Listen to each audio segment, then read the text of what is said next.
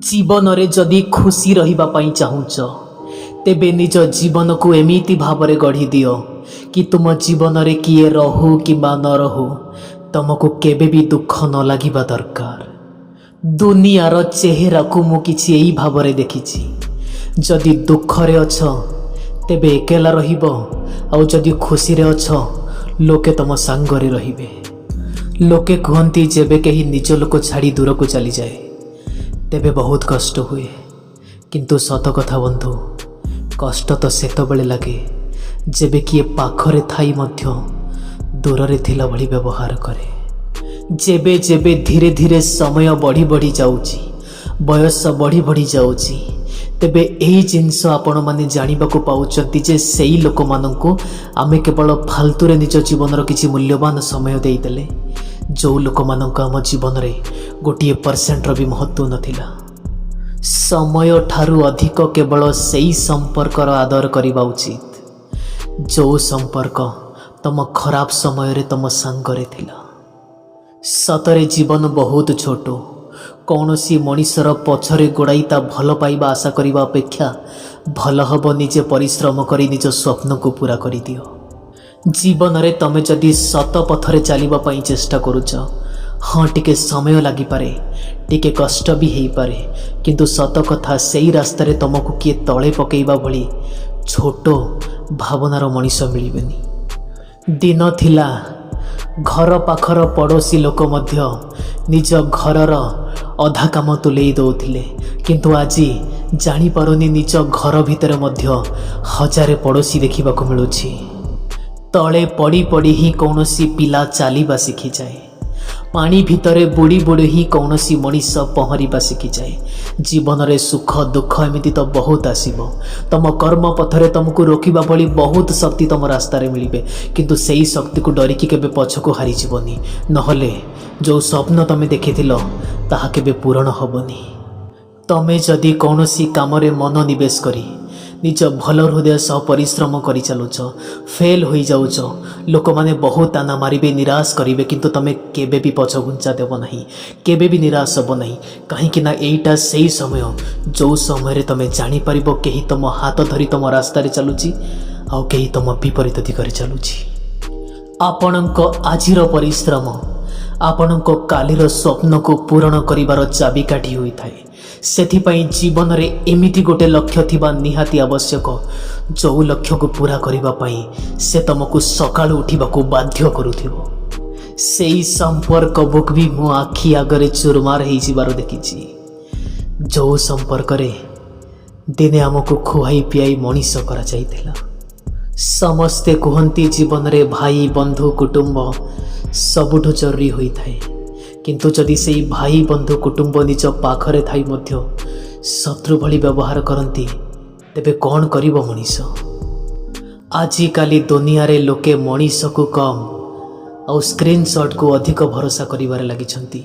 सत कथा जा पुओ को साप कामुड़िछि से पाळ दौड़ी देखिले भी डरिबो। मानुछि कि आजि कष्ट बहुत बड़ धरणर मिलुछि, किंतु थरे कथा भी भावियो बंधु, जेतबेले तमे तम लक्ष्य स्थल रे पहुँचबो सेही समयर सम्मान भी सेते बड़ धरणर ही मिलिबो। जेते मन भितरे बाहाना अछि सबु बाहाना को निज पॉकेट भितरे पुराओ आउ निज को निजे कुह मु ए काम करि परिबी। कहीं ना मनीष थरे जहा भावे ताहा करिकी देखाए, कहीं ना आजिर बड़ बड़ आविष्कार केवल मनीष पई ही होई परिछि। अधिक भाविबा चिंता करिबा बंद करंतु आउ सेही दुनिया रो निजको बाहर को आनंतु जो दुनिया सतरे ही नहीं। समय नैथिबा कौनसी प्रकार मतामत केबे भूल हुएनी, हाँ सेटा ठीक हवा पई टिके समय लगी थाए। सांग साथी आउ भल पाइबा भितरे केवल एतिकी फरक। जदि वर्षे परे देखा हुए तेबे भल पाइबा निजर मुह को लुचै के चली जाई थाए आउ सांग साथी निज कांधरे आलिंगन करि देई थाए। केबे केबे भगवान आमर समय आमर संपर्क को निजे ही भांगी दियंती, कहीं ना कौनसी तृतीय मनीष जेमिति आमर जीवन को बर्बाद करि न पारे। केबे भी आशा छाड़िब नाही बंधु। आसंता कालीर दिन ଆଜିଠାରୁ ଭଲ ହେବ। ସେଇ ହିସାବରେ ପରିଶ୍ରମ କରି ଚାଲ, ଜୀବନ ବହୁତ ସୁନ୍ଦର ହେଇଯିବ। ଯଦି ଜୀବନରେ ସଫଳତା ପାଇବା ପାଇଁ ଚାହୁଁଛ, ତେବେ ଜୀବନର ଏମିତି ସ୍ଥାନକୁ ତମେ ପହଞ୍ଚିଯାଅ ଯେଉଁଠି ଲୋକେ ତମକୁ ହରେଇ ସାରିଲା ପରେ ସାରା ଜୀବନ ପସ୍ତେଇବାକୁ ପଡ଼ିବ। ଜୀବନ ବି ଏବେକା ସମୟରେ ଗୋଟେ ତାମସା ହେଇଯାଇଛି। ଖୁସି ଦେଖେଇ ହେବା ଖୁସି ରହିବା ଠାରୁ ଅଧିକ ଜରୁରୀ ହେଇଯାଇଛି। ଯିଏ କଷ୍ଟ କରେ, ଯିଏ ପରିଶ୍ରମ କରେ, ସେ ହିଁ ନାଁ କମାଏ। ନହେଲେ ସମସ୍ତେ ତ ଏମିତି ନିଜ ପରିବାରର ପଇସାରୁ ମଉଜ ମସ୍ତି କରି ହିଁ ଦିଅନ୍ତି। ଯଦି ଜୀବନରେ କେବେ କିଛି ନୂଆ କରିବାକୁ ଚାହୁଁଛ, ତେବେ ପଛଘୁଞ୍ଚା ଦିଅ ନାହିଁ। ଏହା ଭାବ ନାହିଁ କି ତମେ ହାରିଯିବ। ମଣିଷ ତା ଜୀବନରେ କେବେ ହାରେ ନାହିଁ। ୟା ତ ମଣିଷ କିଛି ଶିଖେ, ନହେଲେ ମଣିଷ କିଛି ଆଗକୁ ଆହୁରି ବହୁତ କିଛି ଶିଖିଯାଏ। ମଣିଷର ଚେହେରା ଆଉ ମଣିଷ ପିନ୍ଧିଥିବା ପୋଷାକ ସବୁବେଳେ ମିଛ କୁହନ୍ତି, ସତ ତ ସେ ମଣିଷର କେବଳ ସମୟ ହିଁ କହିଥାଏ। ଖାଲି ସମୟରେ ତ ସମସ୍ତେ କାହା ସହ ନା ନାହିଁ କାହା ସହ କଥା ହେଇଯାଆନ୍ତି, କିନ୍ତୁ ଭଲ ପାଇବା ଅଛି ବୋଲି ସେଇଠି ଜାଣିବ ଯେଉଁଠି ତମ ସହ କଥା ହେବା ପାଇଁ କେହି ତା ନିଜ ସମୟ ଖାଲି କରିଦେଉଥିବ। ଜୀବନରେ ଯେବେ ନିଜର ପ୍ରୋବ୍ଲେମ୍ସ ଉପରେ ତୁମେ ଧ୍ୟାନ କେନ୍ଦ୍ରିତ କରିବ, ସେହି ସମୟରେ ତମ ସ୍ୱପ୍ନ ତମକୁ ଦେଖିବା ଭୁଲିଯିବ। ଆଉ ଜୀବନରେ ତମେ ଯେବେ ତମ ସ୍ୱପ୍ନକୁ ପାଇବା ପାଇଁ ନିଜର ମନ କେନ୍ଦ୍ରିତ କରିବ, ଜୀବନରେ କେତେ ବି ପ୍ରୋବ୍ଲେମ୍ ହେଉନା କାହିଁକି ସେ କୁଆଡ଼େ ନାହିଁ କୁଆଡ଼େ ଉଭେଇଯିବ।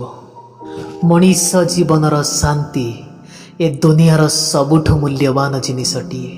ସେଥିପାଇଁ ଜୀବନରେ ମନେ ରଖିବ, ଏମିତି କୌଣସି ଲୋକକୁ ନିଜ ଜୀବନରେ ମହତ୍ତ୍ୱ ନ ଦିଅ କି ତା ପାଇଁ ତମ ଜୀବନର ଶାନ୍ତି ହିଁ ହଜିଯିବ।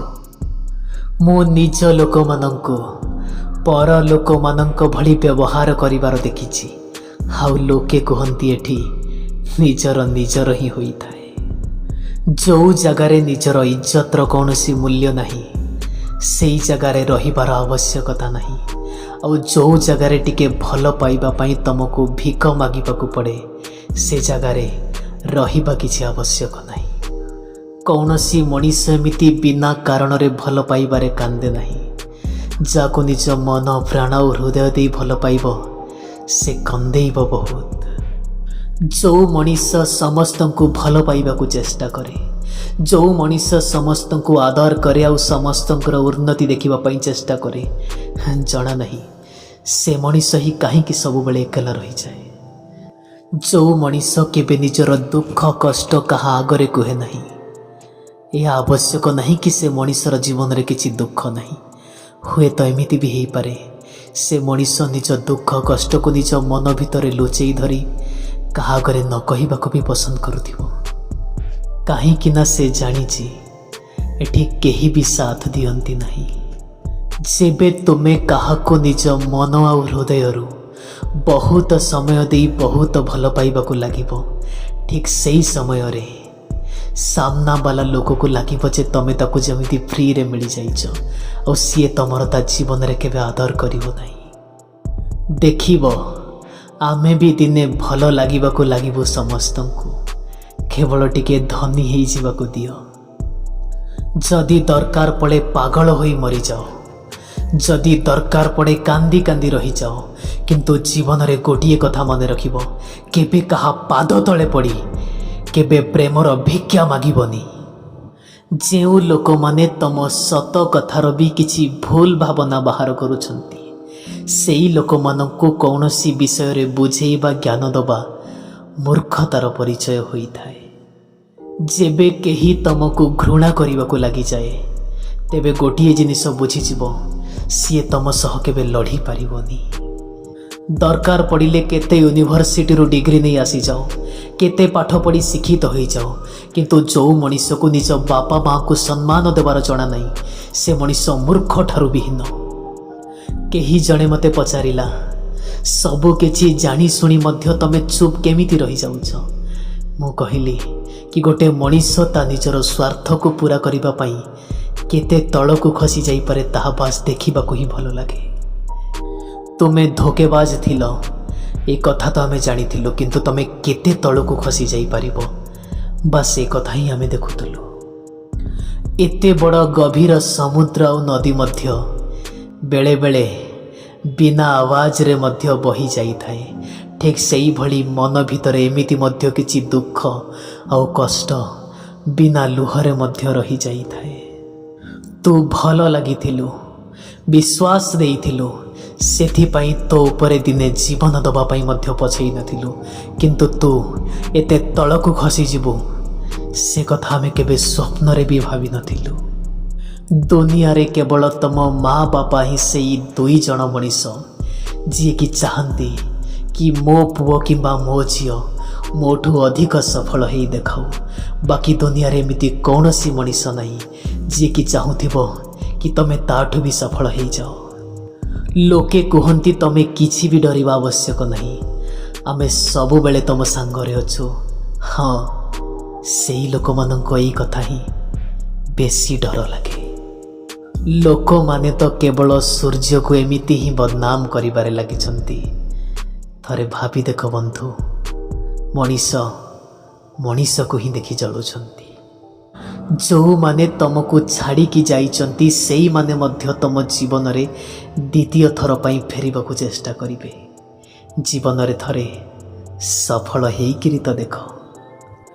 ଖରାପ ତ ସମସ୍ତଙ୍କୁ ଲାଗିଥାଏ, କିନ୍ତୁ ହଁ, କିଛି ମଣିଷ ନିଜର ଦୁଃଖ କଷ୍ଟକୁ ନିଜ ଛାତି ଭିତରେ ଚପେଇ ରଖିବା ଜାଣିଛନ୍ତି।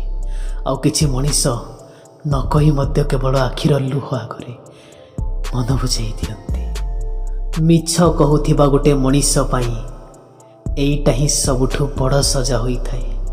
ଯେବେ ସିଏ ସତ ବି କୁହେ ତା କଥା କେହି ବିଶ୍ୱାସ କରନ୍ତି ନାହିଁ।